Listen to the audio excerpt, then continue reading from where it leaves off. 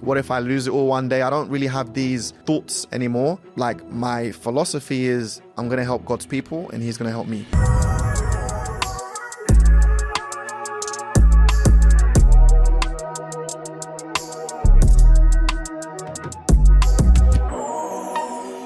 This week, I really pondered on what I want to discuss with you guys for the week. And what came to mind was goal setting. You know, every single week, we're going to start this leadership Q&A with maybe 15, 20 minutes of a particular topic that I believe can be of value to you guys watching this. This week, I chose goal setting, which is pretty much one of my favorite topics to speak about. It's something that I've been doing for the past 12 years since I got introduced to the industry in 2014. The mentors I was surrounded by and the books I was exposed to really made me understand the importance of goal setting. And the last 12 years, I've always made sure in any area of my life that I want to achieve something, set a specific goal and used a particular formula that has helped me get closer and closer to my goal, if not actually achieve that goal, right? So on this episode today, I'm going to be sharing with you guys the formula that I use when it comes to setting goals, right?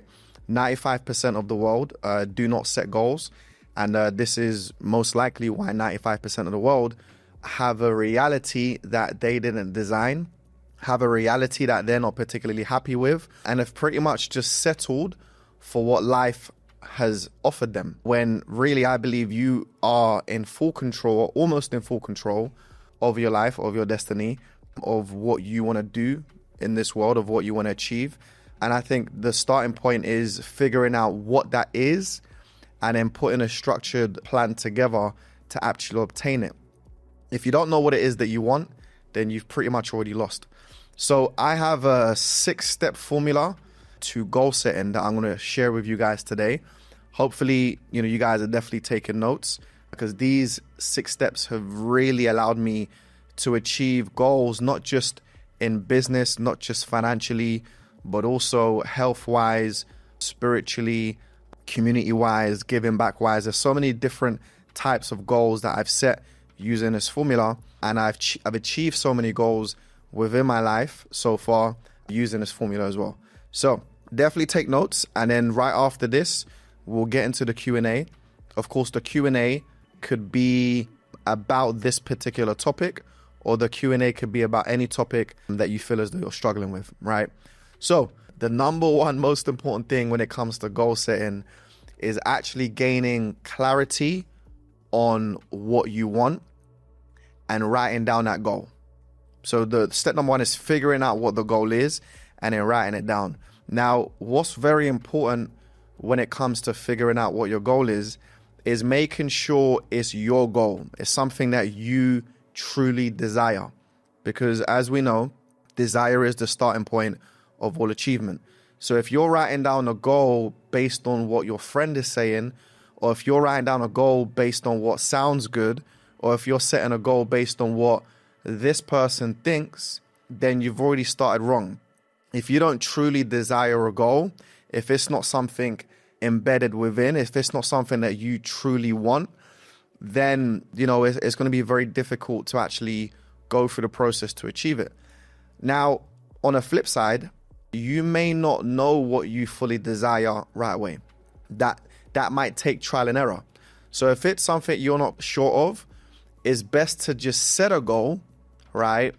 Go through the process, and maybe during the process or upon achieving a goal, you might figure out that actually this isn't something that I truly desire. This isn't something I want. Sometimes the only way of knowing if you want something is when you finally get it, or when you're in deep pursuit of it. Then you kind of realize, is this something I really want to do? So first step is to gaining clarity on what your goal is, and writing down your goal.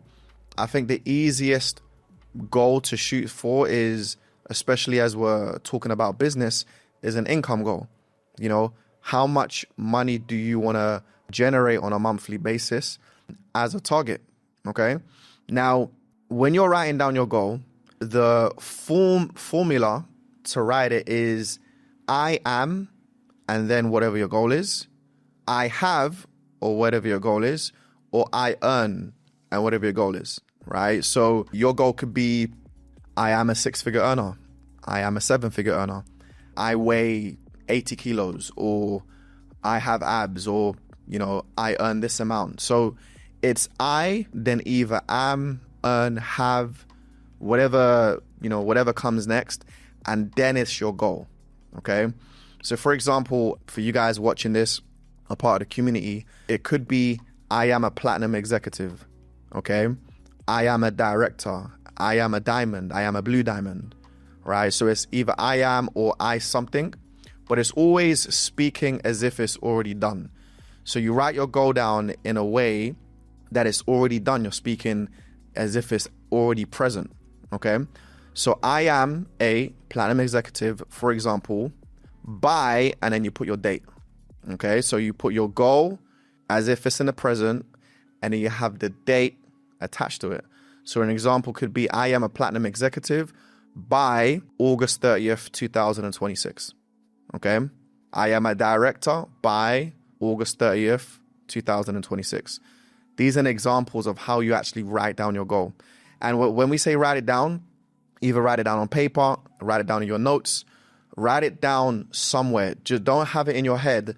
Actually have it written out. Okay. So that's step number 1, right? It's kind of like 3 steps within step number 1. It's gaining clarity on what your goal is, making sure it's something that you desire. Number 2, write down your goal in a present format. And number 3, have a time stamped or time limit to your goal. So that is number 1, but there's like 3 steps within number 1. Okay.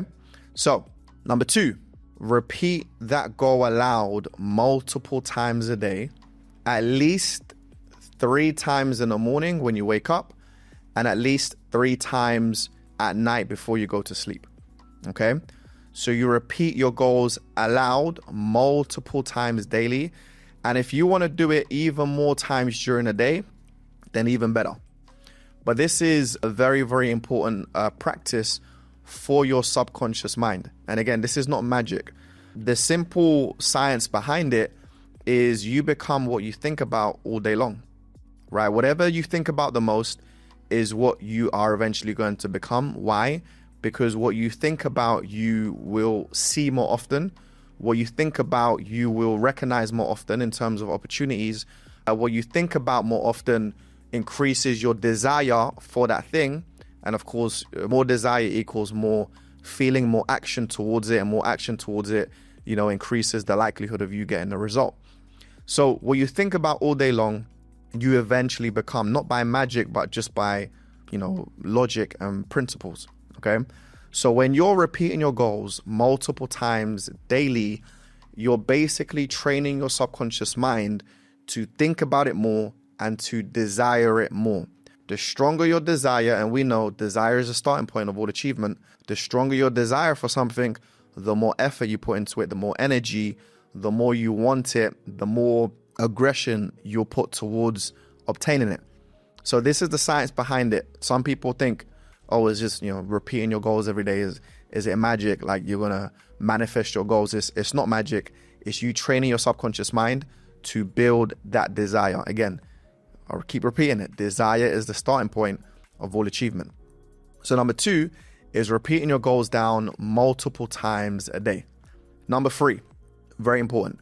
List the obstacles that are usually holding you back from you obtaining your goal. Super important. We all have different obstacles that are holding us back. And I can't tell you what those things are. You're going to have to reflect.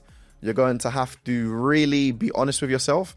And you're going to have that conversation to say, I know myself well, and these are the things that are typically holding me back. A lot of those things are going to be, uncomfortable.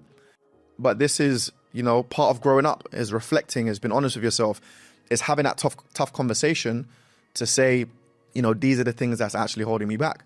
So I would have at least 3 things listed that I know that are holding me back.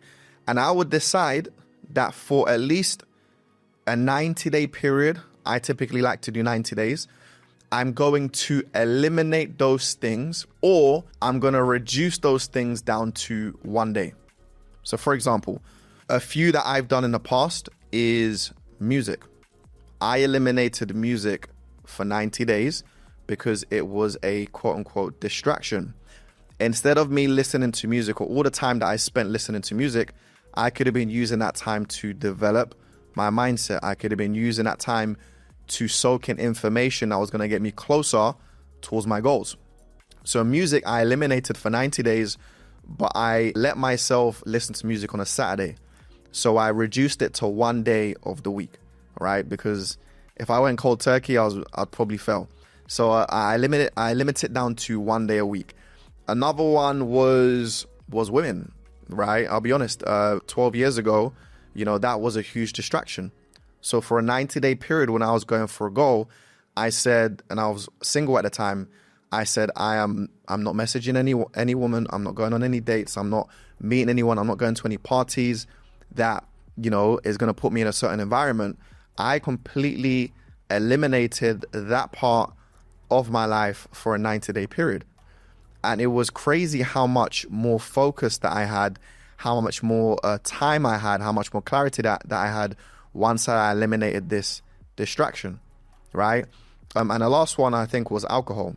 I've done this a few times, but I'm just listing a few that I can remember. Alcohol, again, was a big distraction. If I'm drinking on a weekend, that kind of, hangover on a Sunday, I'm foggy, I can't think straight, I'm feeling lazy, I'm feeling lethargic. By the time Monday comes around, I'm not really sharp, I'm still, getting over the weekend. So I just decided, that I was going to eliminate alcohol for a 90-day period. And that wasn't even once a week. I completely eliminated alcohol. So figure out 3 things that are holding you back, that are obstacles, that are going to get in the way of you achieving your goals. Write down those things and decide to eliminate them for 90 days. If you can't completely eliminate it, then reduce it to maybe 1 day a week. Okay. Now, number 4, super important. Decide who you're going to listen to. Okay. Remember, when it comes to any goal that you set, money goal, business goal, fitness goal, spiritual goal, in my philosophy is you cannot take yourself to somewhere where you've never been. It's possible, but it's going to be the hardest, strategy to use. Easier strategy, a smarter strategy is to listen to the mind of somebody who is already at where you want to be, already has what it is that you want, or somebody who's already been there in the past. That is, for me, the best strategy to use. So step number 4 is whatever goal you set and you've got a timeline, and you've written it down, you're repeating it multiple times a day, you've listed the distractions, you've eliminated the obstacles. Now you need to decide who you're going to listen to for the right information, right? And this is just speeding your process up. What you could do by yourself in 2 years, you can probably do in 3 to 6 months by listening to the right voice and the right information. So decide who you're going to listen to. In our industry, this is super easy. You have an upline that holds a position that you want. You have an upline that has a team at the size that you want. You have an upline that has an income that you want. So just decide who you're going to listen to and decide to submit to the information, which is probably the hardest part, because some things that your coach or mentor might suggest, you might disagree with, okay, which is fine. But you also got to understand is there's a reason why this person has certain results, or there's a reason why this person has what it is that you want, okay? So submit not to the person, to the information, right? And that's something that I see a lot of people find very, very difficult to do, especially if the person that they chose to listen to is maybe younger than them, less experienced than them. They may not like their personality. All of these things you got to disregard, and you're looking for the information.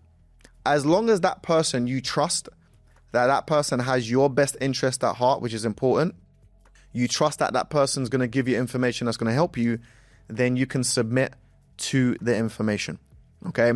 Number 5, which correlates with number 4, is create a game plan. Create a game plan of how you're going to achieve this goal. And the reason why it correlates with number 4 is because your game plan should ideally be made with the person that you chose to listen to. So if you have a mentor, if you have a coach, it will be advisable to either run your game plan by this individual or create your game plan with this individual. Again, if you've set a goal that you have never achieved before, then your presumption of the game plan that's going to work may not be the right game plan because you haven't been there before. So you may not know what game plan is required.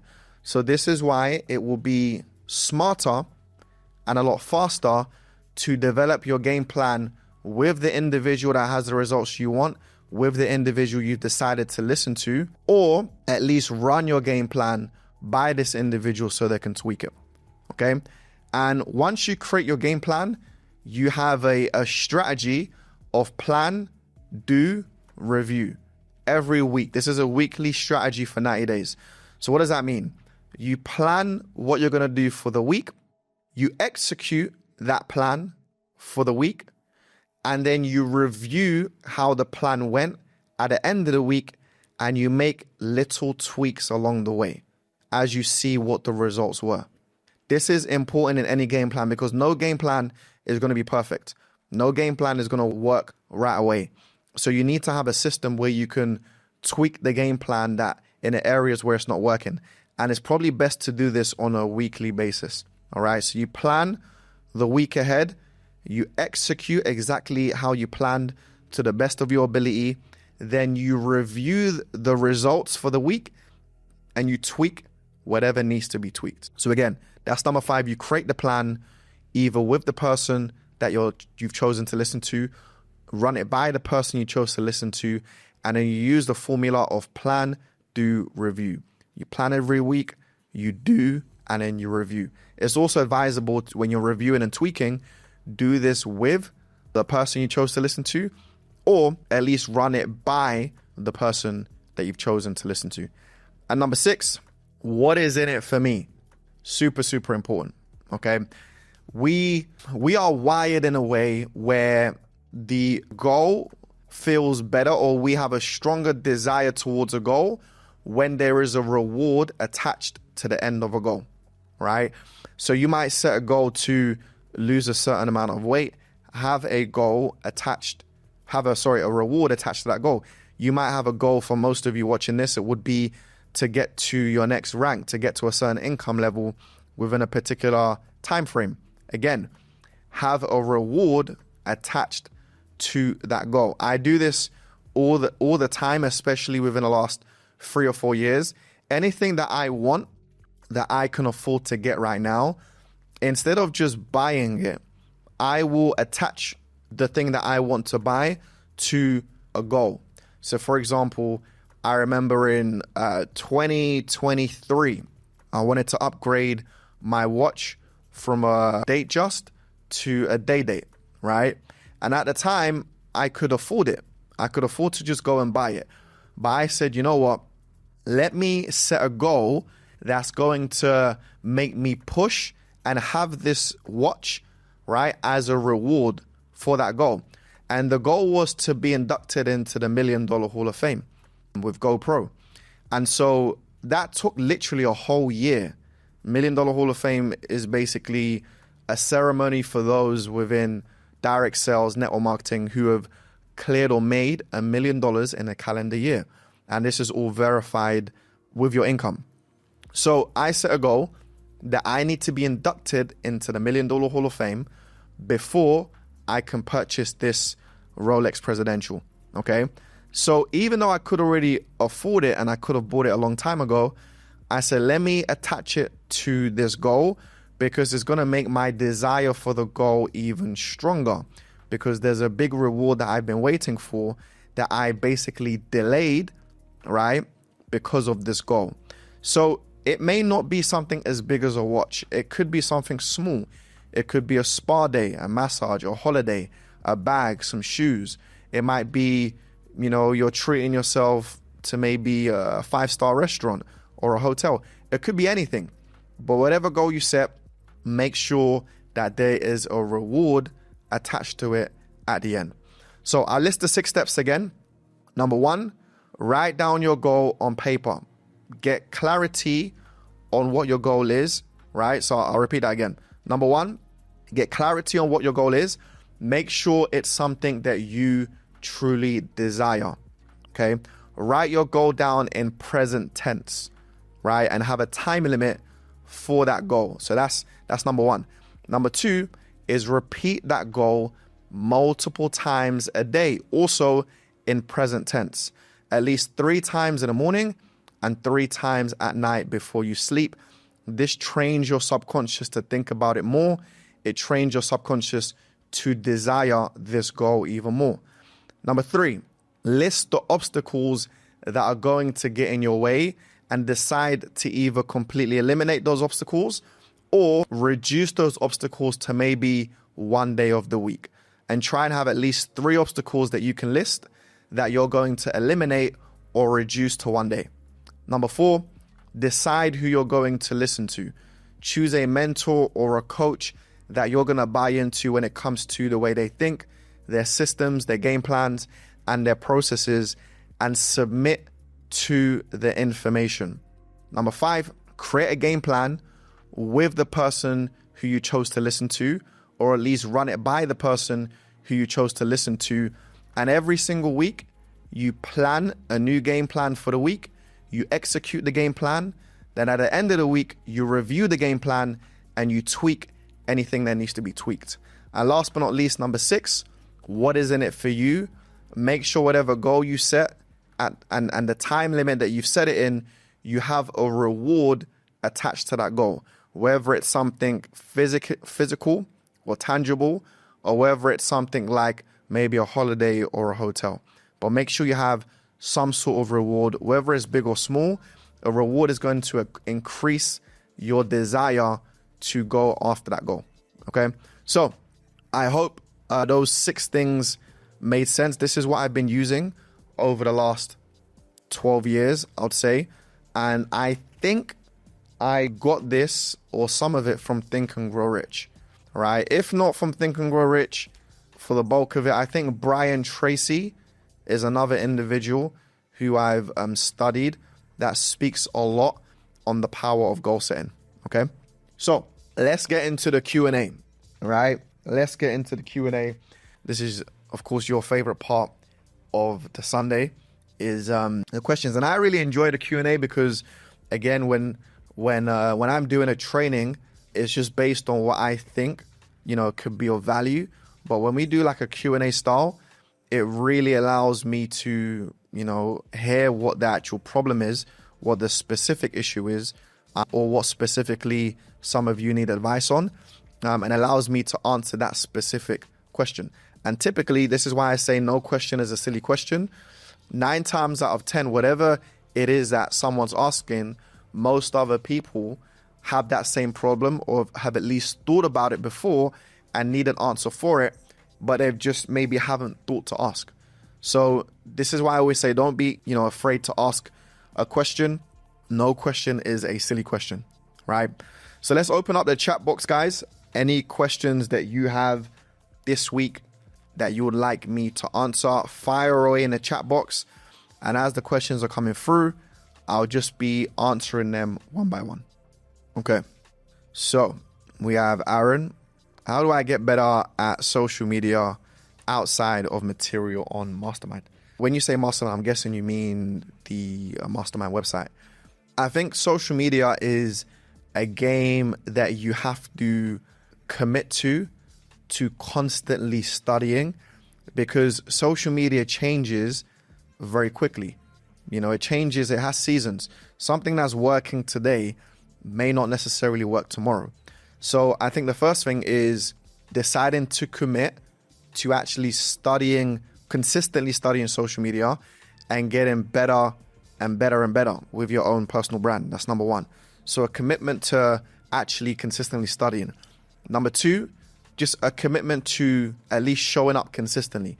Like, for example, what we're doing here, this is new to me. This is outside of my comfort zone. But this is something that I've made a commitment to study in the industry. You're studying people online that are within your industry or within similar industries, or maybe not even your industry, but they might just be a successful entrepreneur. And then I made a commitment that I'm going to consistently try new things, try what's working, or try what I think works, or try what a mentor says that works, and make a commitment to not only try new things, but show up consistently. This is a commitment that I've made on a weekly basis to do a Q&A, broadcast it, put it on YouTube, and have clips running on Instagram as well, right? So number 2 is commit to try new things and commit to being consistent within a process. I think if you've committed to those 2 things, the rest should take care of itself, because the formula to getting good at anything is you keep doing it long enough, you're going to figure out what works and you figure out what doesn't work. It's a very simple formula. But what most people do is they want to figure out what works before trying.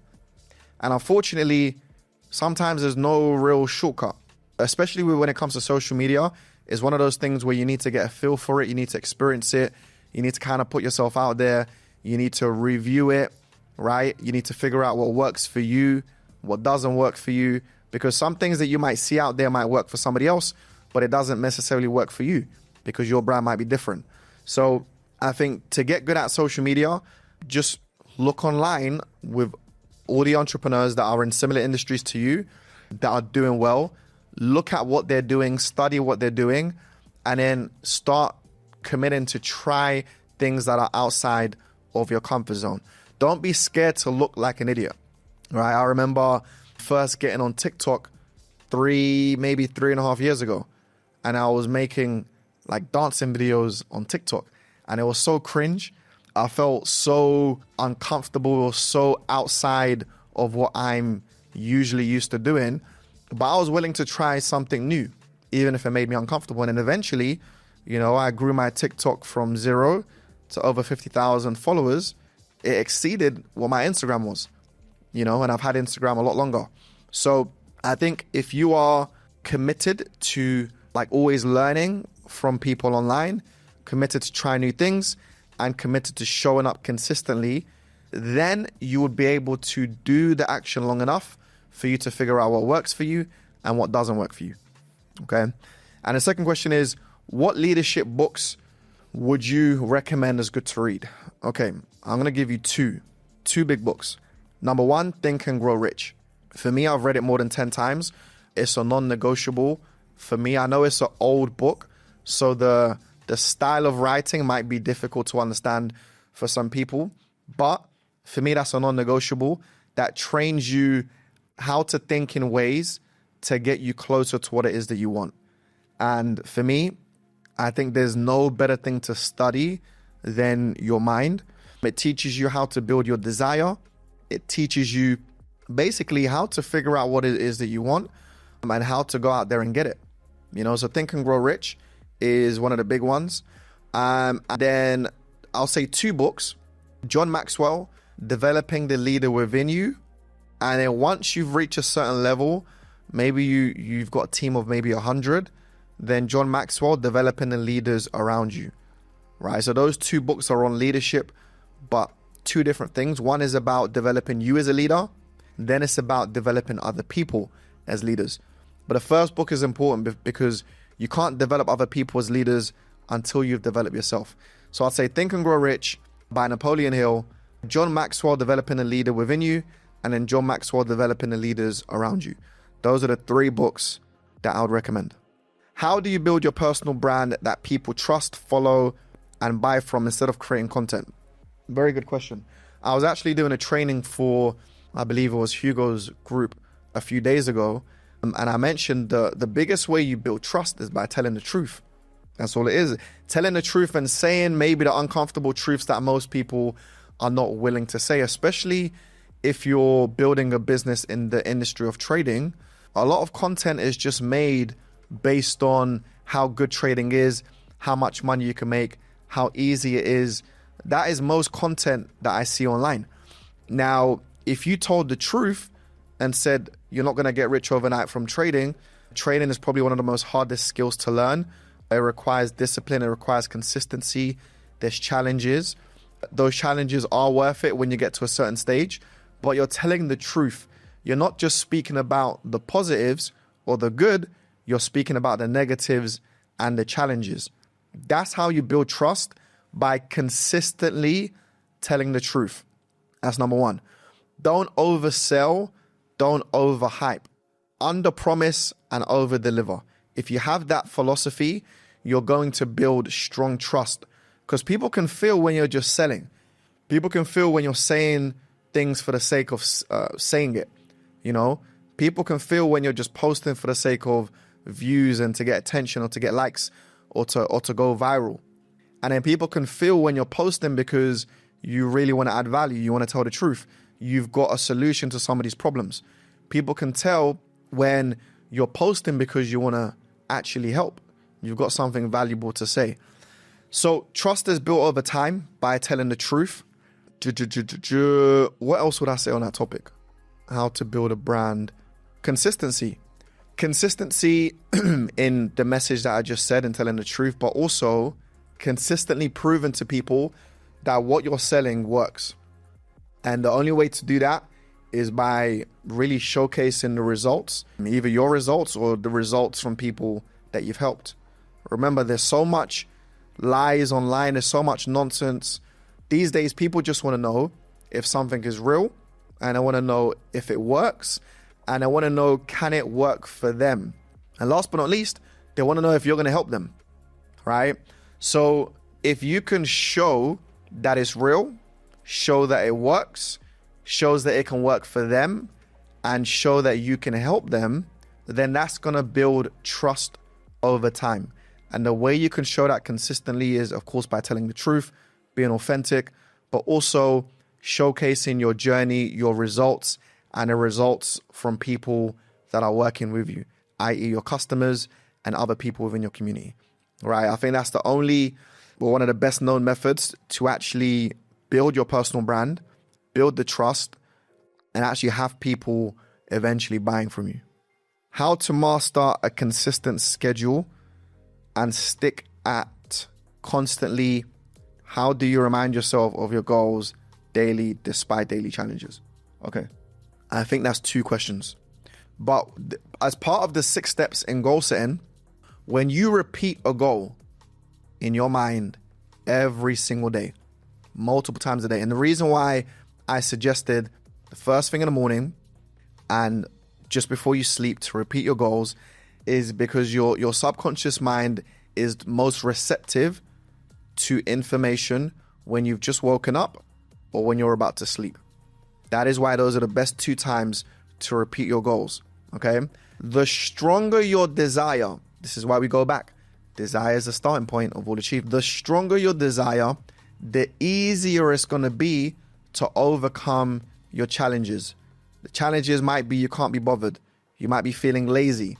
It might be too difficult. It might be a lot harder than you thought the process will be. You may not have as much time as you thought you'd have. There are so many challenges that can come up. But the fact of the matter is, the difference between the people that overcome those challenges and the people that use those challenges as excuses or allow those challenges to stop them is person A who overcame it. They just wanted it bad enough, right? That is point blank the truth. They wanted it bad enough not to allow those challenges to become excuses. And the reason why they wanted it bad enough is because for some reason, they had a strong desire for it, okay? Now, that strong desire could have came from anywhere. We can't really tell why you have a strong desire towards something. It could be for many different reasons. But one reason that you can control is the activity of repeating your goals daily. That is one known method for increasing your desire for something, okay? So I would say that is probably the best way for me in the beginning, especially the more I repeated my goals in the mirror, the more I was thinking about it, the desire became stronger and the distractions and the challenges became weaker. So yeah, how do you remind yourself daily is by repeating your goals daily. That is literally how you remind yourself. You got to speak about your goals literally every single day. What leadership lesson cost you the most money and more pain to learn? It's a good question. What leadership lesson cost me the most money and most pain to learn? I think the lesson that probably cost me the most time is, how can I word this? I'm trying to find the best way to word it, but it's basically is wanting something more for somebody else than they even wanted it for themselves. In the early years, this cost me a lot of time, a lot of energy. It ruined relationships because I really badly wanted somebody to win more than they wanted to win themselves. And after realizing that it is not a good recipe to want something more for somebody else, or to act on the fact that you want something more for somebody else, when I realized it's not a good recipe, I developed the 51-49 rule. That person, whoever I'm working with, even if it's a customer, right, that I'm introducing to a product, they have to want it at least 51%, and I'm willing to go maximum 49%. Okay? If I ever want something more for somebody else than they want it for themselves, it is going to make my job so difficult, and there's going to be so much, restraint or restriction on our relationship, because it's like a tug of war. We're basically pulling in two different directions. Instead of us being in unison and we're both equally, or them wanting it more for themselves and me at a healthy level wanting it for them. So this is where I developed the philosophy. For me personally, it doesn't work for everyone, but it works for me, is I'm actually not going to sell to no one. I'm not going to convince anyone why they should become successful. I'm not going to convince anyone why they should buy this or why this is going to change their life. Me personally, that's not really the business I'm in. I'm in the business of, figuring out what is the best value that I could provide, what is the biggest problem that I can help solve, and the people that have that problem, that really desire that problem to be solved, or the people that really value what it is that I'm offering, those people will want it more than I want it for them, right? So I focus less on selling and convincing, and I focus more on problem solving and creating value. And the moment I made that shift, I went from feeling like I'm chasing people to having people, quote unquote, chase the solution I'm offering or chase the value that I'm giving. And it's a lot easier to build a business when people are coming to you than you actually chasing people. So that was also the difference that I felt after learning that valuable lesson. What type of content would convert the most? Be more specific. Convert to what? Okay. What would you tell your younger self before you earn your first million? Interesting. What would I tell my younger self? It's an interesting one because I don't feel like I made any huge mistakes on my journey. Yes, I failed for a very long time, many years, but if I was to go back, I probably wouldn't even speed up the process, because those years of me failing definitely taught me something, definitely played a part as to where I am today. And sometimes having faster success or faster results isn't necessarily a good thing. I've witnessed over the last 12 years so many people who had fast success, but they're nowhere to be seen today. So that's why I find it difficult to answer the question when someone asks, what would you maybe changed, or what advice would you give your younger self? But I think the one advice I would give is there's no need to stress. There's no need to worry. I think in the beginning, there was a lot of worrying. There was a lot of stress. There was a lot of anxiety around, can I do it? Can I win? Would this one day happen for me? Can I ever become successful? Am I ever going to, eventually live out my dream?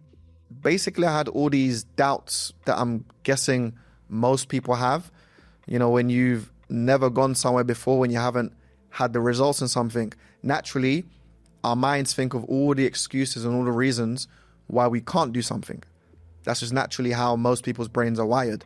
When really you only need one reason why you can do it. to achieve something. So if I was to go back, I'll probably say stress less, worry less. You have more control over your future and your success than you think you do.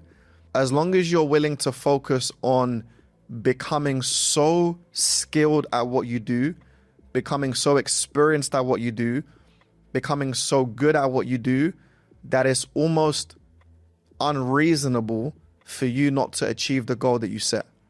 As long as you're willing to back that part, then you don't need to worry. You don't need to stress.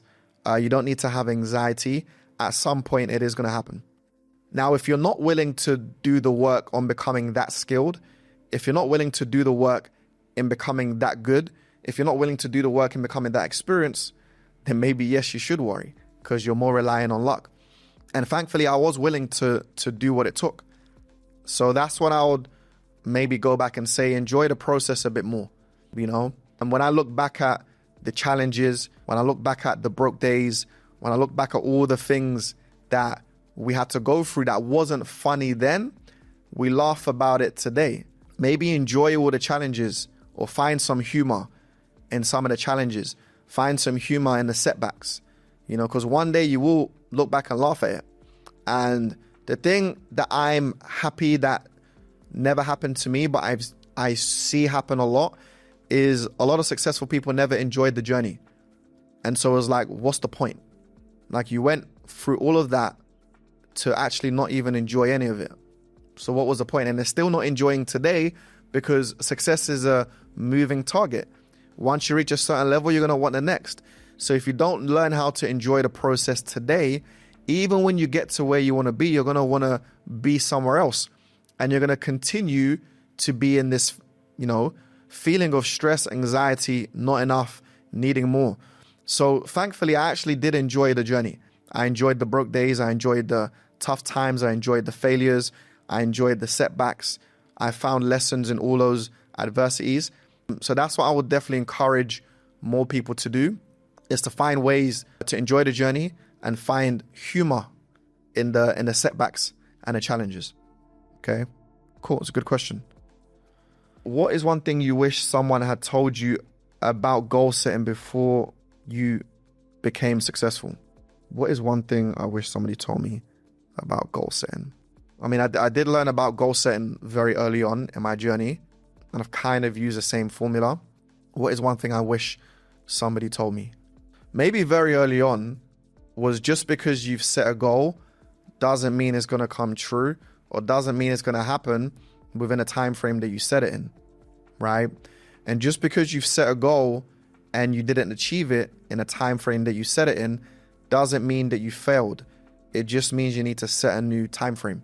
In my first month in the industry, I gave up a football scholarship in America to pursue direct sales. And I set a goal that in the first 6 months, I wanted to make $10,000 a month. You know, that was a 6-month goal. In reality, I was making $100 a month for 3 years. So you can imagine a level of disappointment. You can imagine how reality kicked in. And for many of those years, I felt like a failure. So the thing that I would have, quote unquote, wished that somebody told me is, number one, just because you set a goal and you didn't hit it in a time frame that you set it in, it doesn't mean that you failed. Because everything that I learned in those 3 years, even though I was making only $100 a month, it prepared me for the many years that I saw success. It prepared me for what I have today. And it even prepared me for where I'm going in the next 3 years, 5 years, and even 10 years. So even though results-wise or money-wise, it looked like a failure, actually those 3 years were probably the biggest success that I've had in my journey, in terms of the experience, in terms of my resilience that got built up, in terms of, you know, overcoming challenges, in terms of learning about persistence, you know, even though the results wasn't there, in terms of being consistent, in terms of showing up, in terms of making sacrifices, in terms of, you know, just still being there when things are tough, just building tough skin. So that is probably my biggest success in those 3 years when I was making no money, right? So sometimes when you set a goal, don't set a goal just for what you can accomplish from the goal. Set a goal based on the person that you'd have to become during the process. I think that's the biggest goal that you can set, or that's probably the biggest blessing that you can obtain from any goal. It's not actually what you achieve at the end. It's the person you have to become during the process, because that person doesn't change, or at least that person doesn't change overnight. Whatever you achieve as a goal, it can go. Money can come and go. But the person that you have to become in the process, that actually stays with you for life. So that is way more valuable than whatever material goal that you've set. And maybe I wish I knew that earlier on. How do you always stay focused, and how do you deal with all the stress, problems, and obstacles that come on your way on a daily basis? So I have a philosophy. If you help enough people get what they want, you will eventually have everything that you want. And I genuinely believe that philosophy, even from a spiritual standpoint, not just a logical or physical standpoint. And at some point, halfway through my journey within this industry, I would pray. I would have, a conversation with God and just ask for maybe strength, ask for help. And something kept coming to me, like a thought, a hunch kept coming to me. And I almost made a promise, that kind of took the pressure off me in terms of everything that I was going through, all the stresses, that I had to deal with, all the challenges. And of course, we all have challenges. But I had a promise with God, and I just said, look, I promise to look after your people if you promise to look after me, right? And instantly, that took the stress away from me. So even when I'm going through my darkest days or my biggest challenges, my first thought process is, who can I help, right? What problem can I solve? And I know that if I'm looking out for God's people, I don't need to worry about myself. He's got me. And that instantly takes all the pressure, whether that is true or not, because everyone's got different belief systems. But I believe some things are worth believing if they work and if they produce healthy results. And for me, whether that statement is true or not, for me, it's worth believing. And I genuinely believe it because it's something I've personally experienced, if something I've personally lived through, and it's something that really took a lot of weight off my shoulders when I started to approach stress, anxiety, all of these challenges, when I started to approach it that way. So I never really think about what if one day I lose it, or what if one day I don't make a certain amount of money, or what if one day I can't look after my family. Like, these are all things that most people would think of. Those things don't really bother me. What if I lose it all one day? I don't really have these thoughts anymore, because like, my philosophy is I'm going to help God's people and he's going to help me. And that's just how it's always been. We'll have maybe one more. How do you get rid of the feeling of security of your regular day job over starting on this business, which could be unstable income as a beginner? Okay, it's a very good question, because there's a difference in mindset between an employee and an entrepreneur. And one is not necessarily right and the other is not necessarily wrong, but there is a difference in mindset. They both have pros and cons, and it's important to understand the difference and to choose what works for you based on your goals. So I understood that a job is going to give me security and stability. There is a constant income, a predictable income that I can essentially rely on for as long as I've got this job. But it doesn't provide me with freedom, and it doesn't provide me with an unlimited abundance of money or income, right? So that's the trade-off. If I want security in the short term in terms of a steady paycheck, the trade-off is I'm limited with my freedom and abundance in money. Now, on the flip side, as an entrepreneur, there's no security, but there's freedom, okay? As an entrepreneur, you don't have security, you don't have a steady paycheck, there's no guarantees, but you have freedom of your time, you have freedom of your decisions, you have freedom to do what you want to do, how you want to do it, and there's also an unlimited, in most industries, an unlimited income. You can always make more money. Now, what I realized over time is actually when you've learned how to do business a certain way, when you've built certain skills, when you understand how to solve problems, when you add real value to the marketplace that cannot be denied, that brings you security over time, right? When you really understand how to add value in exchange for income and you become very good at it, that actually becomes your security. So today, I don't feel like how I felt in the first 3 years. In the first 3 years when I was still learning, developing my skills, I felt unstable. Like my income, I felt like it wasn't guaranteed. Today, I feel the complete opposite. Even though I'm an entrepreneur and income is not guaranteed, I don't feel like it's not guaranteed because I understand how to add value for money. I understand how to solve problems for money. And I understand this very well at a large enough scale where I'm confident to make a certain amount that most people would only dream about making. So in the beginning, yes, you're exchanging a lack of security and lack of consistency in your income and lack of predictability. You're exchanging that for freedom and uncapped income. But once you get to a certain level, once you really understand your craft, once you've really built your skill to a certain level, actually entrepreneurship does bring security because you're just understanding the game. It does bring security. It does bring consistency, right? It does bring predictability when you understand the game from a different level. And on the flip side, not to make, the other side sound bad, but a job has only a certain amount of security. Like you can be fired at any time. And that's something that a lot of people don't speak about. You can be made redundant at some point. So even though it's predictable in the short term, in a long term, for me, it's actually very risky only relying on a job. Super risky, right? Because if anything happens to that business and all my bills and all my livelihood is depending on a job, that's super risky, right? If I get made redundant one day, that is super risky, right? If I'm relying on a pension, and I learned this when my mum retired and what she was getting paid after 30 years of working as a midwife wasn't enough to sustain her. I learned this early on that, damn, that is super risky. And I felt like I had to step in to support, right? So one has short-term risk with long-term security. That is if you become a successful entrepreneur. In a short term, in the beginning, it's risky. Long term, it has security.